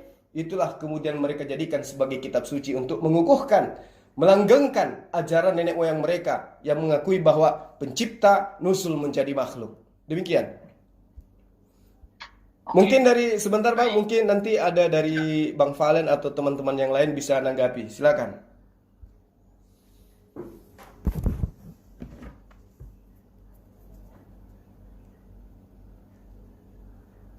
Ayo Bang Kus, silakan Bang. Oke, kalau sekarang dikatakan bahwa Tuhan tidak perlu datang lagi, buat apa dia menampakkan diri? Semuanya sudah terjadi kepada nabi-nabi yang lain. Siapa yang mendalilkan ini? Tidak ada itu di dalam kitab Torah ataupun di dalam perjanjian baru yang mengatakan demikian. Tuhan tidak pernah ngomong begini. Jadi yang mendalilkan adalah Jibril itu sendiri. Dirinya mendalilkan buat dirinya sendiri. Agar dirinya benar. Itu keliru. Itu jelas gak valid. Sekarang kalau berbicara soal berhaji dan lain sebagainya. Itu kapan Daud berhaji? Kapan Salomo berhaji? Kapan nabi-nabi yang lain? Kalau dikatakan Abraham, ya itu cuma asumsi aja yang dikatakan Abraham pernah ke Mekah. Makanya saya katakan bahwa Abraham dengan Ibrahim itu adalah dua pribadi yang berbeda. Kebetulan aja namanya sama. Tapi saya tidak mau berbicara secara detail tentang ajarannya, tetapi tetap bahwa pengakuan dari Sang Pencipta kepada Nabi itu adalah hal yang nomor satu yang paling penting. Jadi kalau tidak ada ini, tidak bisa. Tetapi mari saya jelaskan kenapa ada Dewa Yunani yang Anda katakan bahwa Kristen meniru-niru dia. Ini sebenarnya bukan ajaran baru. Di dalam kitab Torah sendiri kalau kita bicara teksnya, teks aslinya itu jelas dikatakan, tadi saya katakan ada kisah tentang Tuhan berjalan-jalan di Taman Eden, ada kisah tentang Tuhan menampakkan diri kepada Abraham dan Abraham sujud dan memanggilnya Adonai. Kemudian juga ada menampakkan diri kepada yang lain-lain dan nabi yang lain. Jadi itu bukan sesuatu yang baru, dan itu hanya terjadi kepada Abraham, kepada sekelompok orang kecil tertentu, yaitu kepada bangsa Israel akhirnya. Jadi di luar bangsa itu mereka ngiri gitu, kok ke tempat saya nggak menampakkan diri, katanya Tuhan menampakkan diri sesuatu yang imanen. Maka muncullah ajaran-ajaran Yunani yang meniru-niru, ada dewa Zeus, ada dewa seperti ini, yang dan lain sebagainya. Itu adalah secara logis sangat wajar terjadi di bangsa lain. Mereka mau meniru-niru, dan itulah yang membuat Anda juga terkecoh. Jadi artinya bahwa Tuhan datang di dalam rupa manusia itu bukan sesuatu yang baru, karena itu pernah terjadi di zaman-zaman sebelumnya. Jadi inilah kesalahpahaman setelah pembuangan di Babel, maka disitulah muncul kitab-kitab baru seperti Targum, Talmud, dan lain sebagainya yang mencoba mengubah isi-isi daripada kitab Torah dan Tanakh itu sendiri. Dengan demikian, maka ajaran yang mengatakan bahwa Tuhan itu punya sifat imanen itu mencoba dihapus dengan tujuan untuk menolak Yesus. Itu alasan untuk menolak Yesus. Dan itu penolakan itu disempurnakan di zaman Muhammad, di mana makhluk itu mendalilkan seperti itu hanya di dalam 22 tahun. Saya katakan, itu tidak masuk akal. Bagaimana Tuhan bisa mengoreksi wahyu-wahyu dia yang sebelumnya? Itu jelas bukan Tuhan. Tuhan yang maha tahu, Tuhan yang maha kuasa, tidak mungkin lemah, tidak mungkin dia melakukan kesalahan di dalam pewahyuan sehingga harus dikoreksi di dalam waktu yang setelah sekian lama. Ini tidak mungkin gitu Bang Jul. Ya, itu saya katakan bahwa kalau tanpa ada legalitas Tuhan menampakkan diri, menunjuk, mengangkat nabinya, saya katakan tidak. Kalau Anda mengakui itu, bagaimana dengan Lia Eden? Lia Eden juga mengakui didatangi oleh Jibril. Kenapa Anda tidak percaya? Kan itu juga sama. Saya tidak mungkin percaya karena dia tidak membuktikan bahwa Tuhan mengangkat dia sebagai nabinya ataupun apanya. Jadi itu adalah isapan jempol. Oke, silakan Bang Jul. Ustadz Zuma, saya sedikit boleh nggak sebelum Ustadz? Silakan. Oke deh, Bang Kus, Anda itu dari tadi kekeh mengatakan Yesus itu Tuhan. Buktiin dong di kitab perjanjian lama atau perjanjian baru yang mengatakan Yesus itu Tuhan. Tadi itu Anda cuma mengatakan suara dari langit, dia itu anak Allah, bukan Tuhan. Buktikan coba. Baik, pengakuan bahwa dia sebagai anak Allah sebenarnya itu sudah cukup, bahwa dia sebagai Tuhan. Tetapi ada ayat di Yohanes 1 mengatakan bahwa dia adalah Sang Firman Allah dalam rupa manusia. Itu adalah lebih dari cukup, bahwa dia itu bukan manusia biasa. Bukan nabi juga bukan manusia biasa. Betul, karena dia adalah Tuhan yang menyatakan diri di dalam rupa manusia. Terus apa bedanya kalau Tuhan menyatakan diri dalam tiang awan, tiang api, suara yang kepada Musa juga dia lakukan? Apa bedanya? Kalau sebelumnya dia dalam rupa yang tidak sempurna, sekarang datang di tengah-tengah manusia di dalam sesuatu imanensi yang sempurna. Gimana salahnya? Itu kan penafsiran. Saya bilang ini. Bukan penafsiran, ayatnya loh. Mana ayatnya yang menyatakan saya itu Yesus? Atau enggak Tuhan itu langsung berdiri, Yesus itu adalah saya. Suara dari langit contohnya. Itu cuma mengatakan Yesus itu anak Allah. Dan itu pun nggak ada saksi. Dan Anda dengan PD-nya mengatakan, oh inilah dalil bahwa Yesus itu Tuhan. Nggak ada di sana, nggak ada yang bisa ditafsirkan mengatakan kalau Yesus itu Tuhan. Di sana nggak bisa. Kecuali dengan penafsiran sendiri. Oke, gini, kan saya tidak tertarik membahas isinya. Saya tertarik kepada legalitas. Saya mencari Sang Pencipta, bukan isi daripada ajarannya. Tapi Pencipta itu kalau tidak pernah datang, ya saya akan tolak lah. Kalau saya kenapa bersikuku, karena itu adalah ada suatu kejadian itu, dua peristiwa itu, yaitu pada waktu pembaptisan dan waktu di atas Gunung Getsemani. Saksinya ada jelas, di dalam kisah itu ada saksinya. Saya nggak perlu bahas lebih dalam lah, itu ada saksinya. Iya, itu saya cuma tanya. Saya nggak berbicara apa isi ajaran Anda bagaimana. Dalil yang benar-benar menyatakan Yesus itu Tuhan nggak ada. Itu Anda cuma mengatakan Yesus itu anak Allah. Bedakan antara bapak sama anak, itu nggak bakal sama. Ya, sekarang yang Anda cari apa?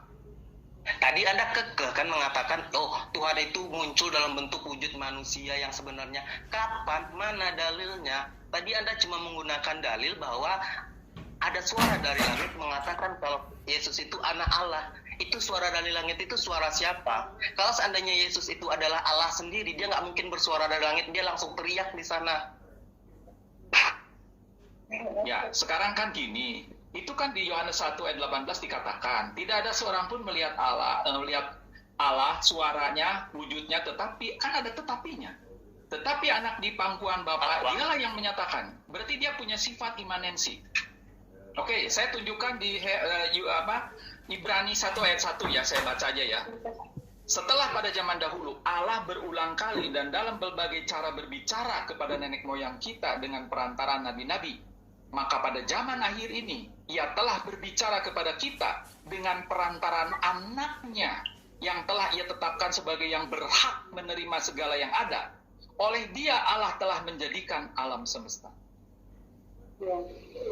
Saya lanjutkan. Ia adalah cahaya kemuliaan Allah dan gambar wujud Allah, dan menopang segala yang ada dengan firman-Nya yang penuh kekuasaan. Dan setelah Ia selesai mengadakan penyucian dosa, Ia duduk di sebelah kanan yang maha besar di tempat yang tinggi.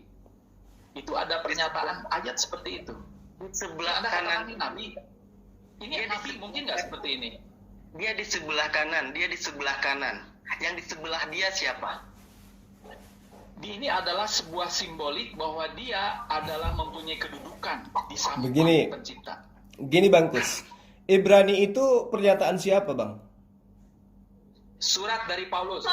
Nah, sekarang saya tanya, kok bisa tiba-tiba berubah Yesus itu menjadi pencipta yang jadi manusia? Sementara jarak Yesus kepada Paulus kan itu kan tidak terlalu jauh. Inilah yang kemudian Al-Quran luruskan. Mana pernyataan Yesus? Kenapa harus Paulus? Yang berhak menyatakan tentang dirinya siapa adalah Yesus. Anda mengimani Allah nusul menjadi manusia. Ketika menjadi manusia, kenapa ini Tuhan lupa ingatan? Kenapa dia tidak ajarkan kepada Bani Israel, akulah pencipta alam semesta, akulah Hasem? Kenapa nggak diajarkan? Kenapa harus Paulus yang mengajarkan itu? Kenapa bukan Yesus? Dia punya mulut, dia punya kesempatan untuk menyatakan itu. Kenapa harus orang lain yang mengatakannya? Bukankah Tuhan datang untuk menyelamatkan manusia?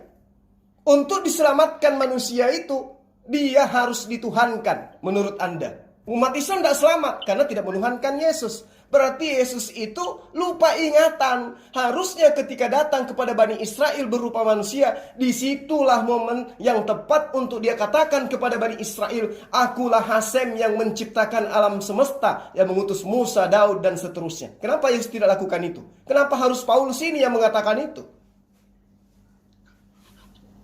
Kenapa harus Paulus?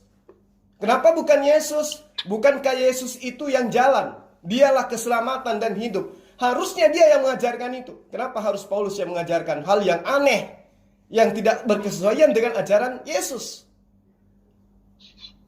Yesus mengaku, aku utusan Allah. Dia tidak pernah mengatakan, akulah Allah. Kenapa harus berubah 180 derajat? Nah, inilah yang Al-Quran luruskan kembali. Bahwa Yesus itu adalah Rasulullah. Yang membawa Anda menjadi iman besar. Iman Anda menjadi gede. Menyembah manusia bernama Yesus adalah Paulus. Kenapa bukan Yesus yang mengajarkan Anda dalam konsep iman itu? Kalau menyembah Yesus adalah Tuhan pencipta alam semesta, harusnya Yesus yang mengajarkan itu, bukan Paulus. Kenapa? Karena Tuhan sudah nusul menjadi manusia. Apa tujuannya datang? Untuk menyelamatkan manusia. Agar manusia selamat, kudu wajib dia mengakui Yesus itu adalah pencipta alam semesta. Siapa yang pantas mengajarkan itu? Yesus. Apa dasar datanya? Aku tidak berkata-kata dari diriku sendiri. Apa yang aku katakan adalah apa yang diperintahkan untuk aku katakan, aku sampaikan. Paulus mengajarkan Ibrani 1, nomor 1, atas dasar apa? Yesus aja yang utusan tidak berkata-kata dari dirinya sendiri. Paulus berkata seenaknya aja. Yesus adalah firman. Dia adalah firman itu sendiri. Karena dia diciptakan segala sesuatu. Kata siapa? Kata Paulus. Mana kata Yesus yang mengatakan hal yang sama? Ada? Tidak ada. Karena itulah saya katakan, iman Anda besar, tapi tidak berdasar kepada pengajaran Yesus. Satu hal yang ingin saya katakan kepada Bang Kusnat, tolong Anda cermati lagi di dalam perjanjian lama.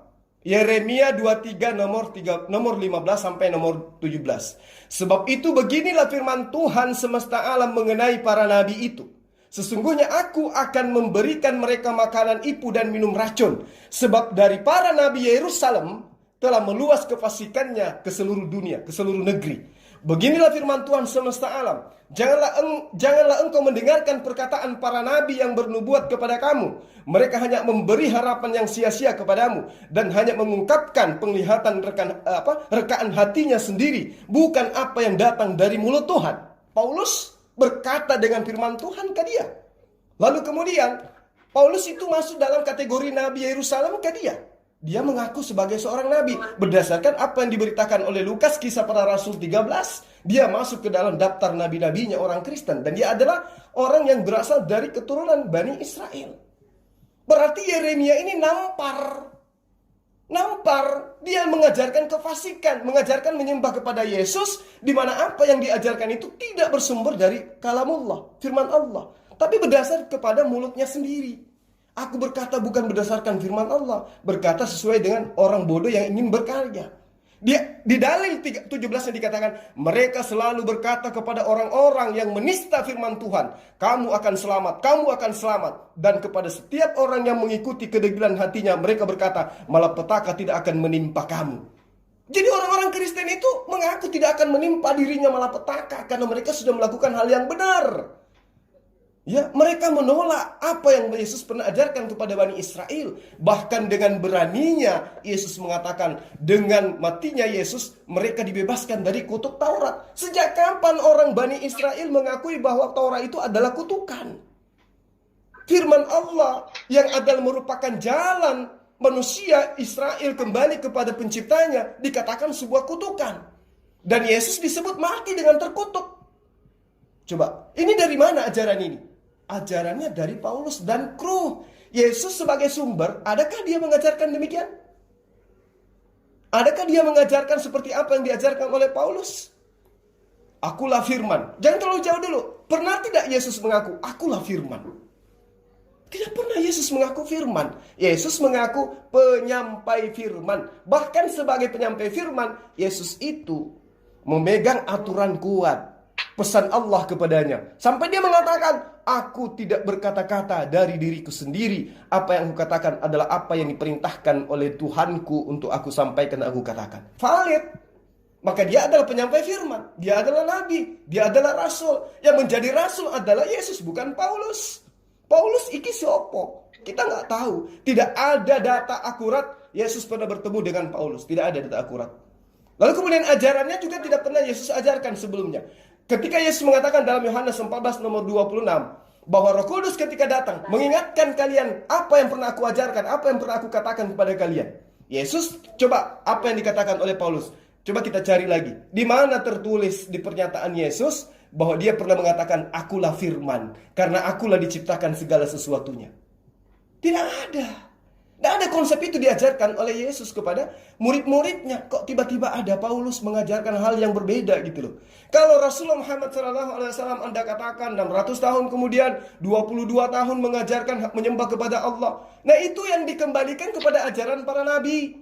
Makanya Judaism hari ini ketika ditanya, kira-kira menurut antum semua, menurut Anda semua para praktisi Judaism, ketika melihat konsep ajaran agama Islam, kira-kira yang mendekati kepada kebenaran ajaran para nabi, menurut hitungan Judaism, Kristen apa Islam?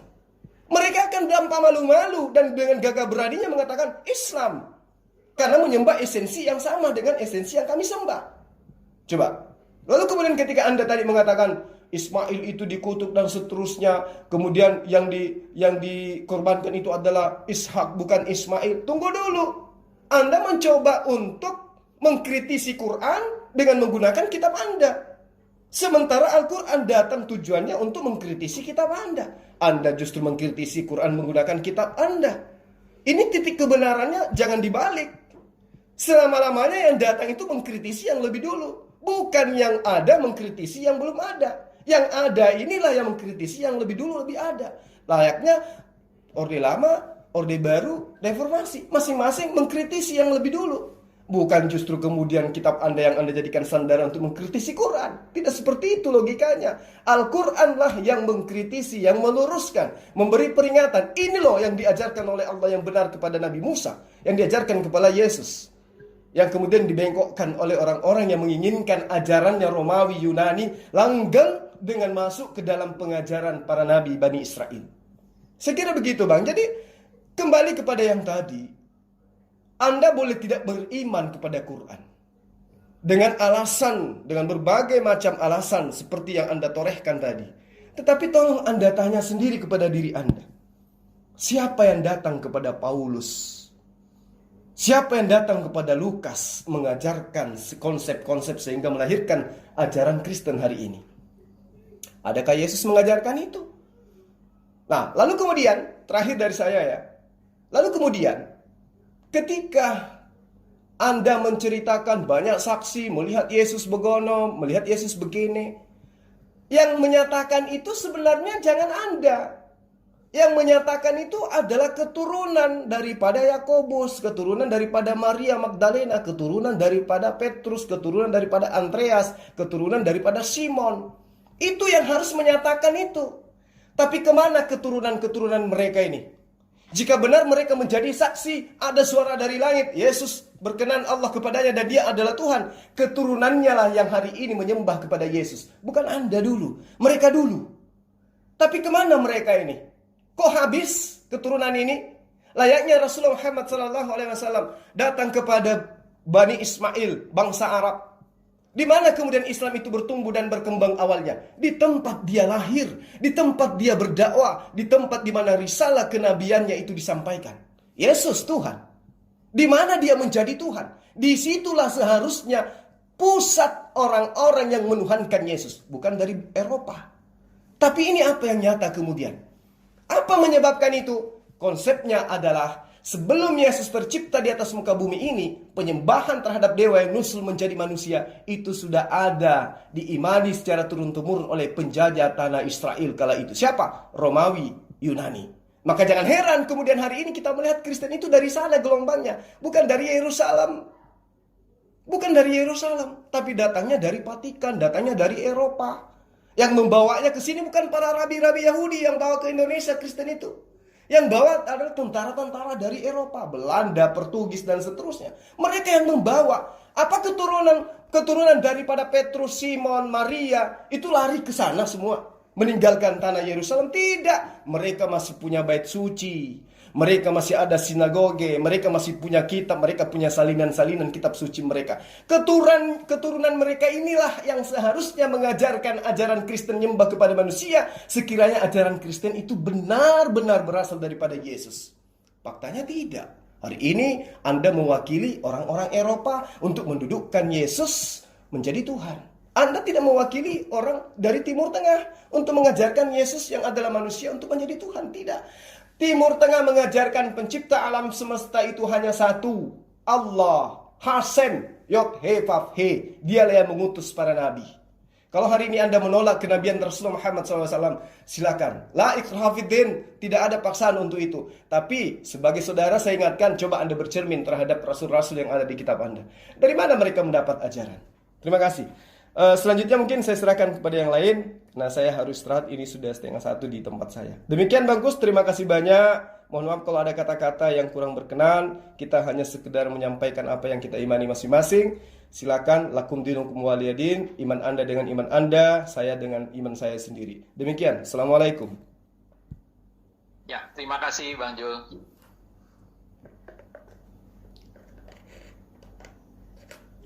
Oke, kalau misalnya belum ada yang nanya, saya mau ringkas aja bahwa iman Kristen itu adalah berdasarkan kesaksian. Saya mau nanya deh, gue mau nanya. Ente kan tadi mempermasalahkan soal masalah Nabi Muhammad bertemu dengan malaikat Jibril di Gua Hira ya, betul tidak? Tidak yakin. Sementara saya belum sampai ke situ. Umat Muslim itu tadi kan dicatat ini sama dewa. Makanya yang gue tanyain di sini, ketika Yesus ditemui sama malaikat, itu nama malaikatnya siapa?